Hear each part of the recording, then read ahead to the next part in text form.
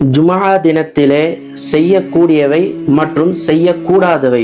அஸ்ஸலாமு அலைக்கும் வரஹ்மத்துல்லாஹி வபரகாத்துஹு.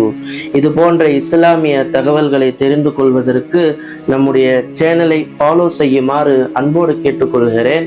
ஜும்ஆ தினத்தில் செய்ய வேண்டிய அமல்கள். முதலாவது, குளிப்பது ஒரு சுன்னத்தான அமலாகும். நல்ல ஆடைகளை அணிவது சுன்னத்தான அமலாகும். அத்தர் பூசிக்கொள்வது சுன்னத்தான அமலாகும்.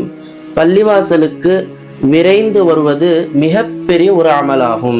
பெருமானார் ஸல்லல்லாஹு அலைஹி வஸல்லம் அவர்கள் சொன்னார்கள், யார் முதலில் பள்ளிவாசலுக்கு வருவாரோ அவர் ஒரு ஒட்டகத்தை சதகா செய்தவர் போன்றாவார். அவருக்கு அடுத்து வரக்கூடியவர் ஒரு மாட்டை சதகா செய்தவர் போன்றாவார். அடுத்து வரக்கூடியவர் ஒரு கோழியையும், அதுக்கு அடுத்து வரக்கூடியவர் ஒரு முட்டையை சதகா செய்யக்கூடியவர் என்பதாக பெருமானார் ஸல்லல்லாஹு அலைஹி வஸல்லம் அவர்கள் விரைவாக மஸ்ஜிதிற்கு செல்வதை நமக்கு ஊக்கப்படுத்தி இருக்கிறார்கள். அடுத்தது, இன்றைய தினத்தில் அதிகமாக ஸலவாத் ஓதுவதும் சுன்னத்தாகும். இன்றைய தினத்தில் சூரத்துல் கஹ்ஃபை ஓதுவதும் சுன்னத்தாகும். 2 ஜும்ஆக்களுக்கு மத்தியில் இந்த கஹ்ஃப் அவருக்கு ஒரு ஒளியாகும் என்று ரசூல் ஸல்லல்லாஹு அலைஹி வஸல்லம் அவர்கள் நமக்கு வழி காண்பித்தார். ஜும்ஆ தினத்தில் செய்யக்கூடாத அமல்கள்.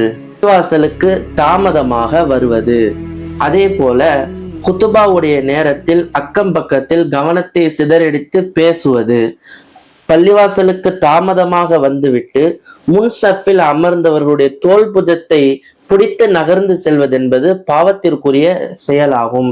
அவர்களை ரசூல் ஸல்லல்லாஹு அலைஹி வஸல்லம் அவர்கள் எச்சரிக்கை செய்தார்கள்.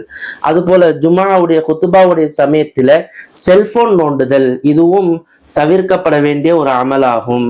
வீணான பேச்சுக்களை பேசுவதும் ஒரு வீணான அமலாகும். எனவே இந்த ஜும்ஆவினுடைய தினத்தில் என்னென்ன பாக்கியங்களை வைத்திருக்கிறானோ ரஹ்மான் உங்களுக்கும் எனக்கும் வழங்கி அருள் புரிவானாக.